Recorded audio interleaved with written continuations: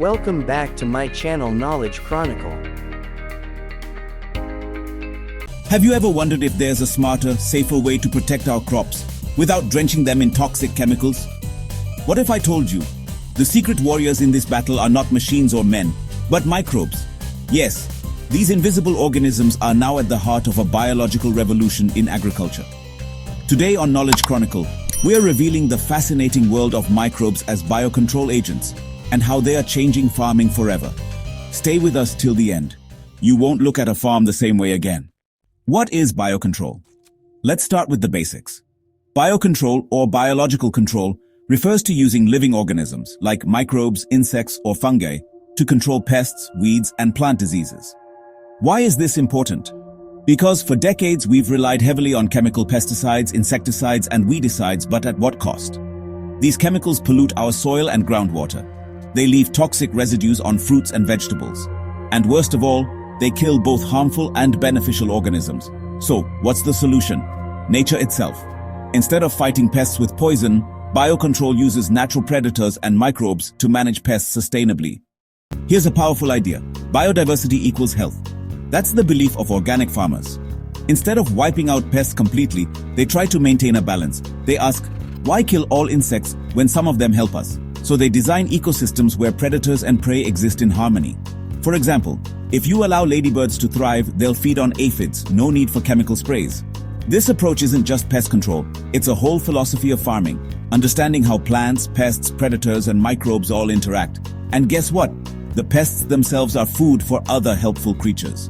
So if we remove the pests completely, we also destroy the food chain of beneficial insects. Organic farmers believe in observing the land. What organisms are living there? What's their life cycle? Where do they feed and breed?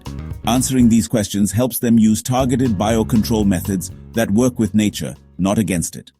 Today's topic: microbial biocontrol agents. These are microorganisms, mainly bacteria, fungi, or viruses, that can kill or suppress pests, insects, or disease-causing organisms.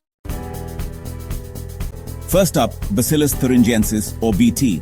This bacteria is a game changer. It's used to kill butterfly caterpillars, which often damage brassicas like cabbage and fruit trees. So how does it work? BT bacteria produce a toxin. When caterpillar larvae eat leaves sprayed with BT, the toxin activates in their gut, destroying their stomach lining. The result? The pest dies, but no harm is caused to humans or other animals. BT is available in sachets containing dry spores. These are mixed with water and sprayed on crops. But there's more. Thanks to genetic engineering, BT genes have now been inserted into crops. A famous example is BT cotton, which is resistant to bollworm, a common cotton pest. This means the plant itself produces the toxin, no need to spray anything. Which is a fungus found naturally in root ecosystems. It's a powerful biocontrol agent against fungal diseases in plants. Trichoderma works by, first outcompeting harmful fungi for nutrients and space, then producing enzymes that degrade other fungi, and also boosting plant immunity. This makes it highly effective in protecting roots from soil-borne pathogens, especially in vegetables and pulses. Viruses are these viruses that specifically attack insects and arthropods. The most useful ones actually belong to the genus called Nucleopolyhedrovirus. Now, why are they special, you might wonder? Well, they target only the intended pest. No harm to birds, animals, fish, or even beneficial insects. That's pretty amazing, right? They're perfect for integrated pest management systems and totally safe for use in ecologically sensitive zones. Honestly, this level of species-specific targeting is something chemicals can never offer. Microbes as biocontrol agents. First, they're eco-friendly, so no pollution of soil, water, or crops. Second, they're target-specific, which means they only harm the pest and leave beneficial organisms untouched. Third, there's no resistance. Pests don't easily develop resistance as they do with chemicals. Fourth, they're safe for humans and animals. Fifth, they're cost-effective in the long run. And finally, they support organic certification for farmers. But hold on. For example, microbial agents may act slowly compared to chemicals. Their effectiveness can actually depend on temperature, humidity, and other environmental conditions.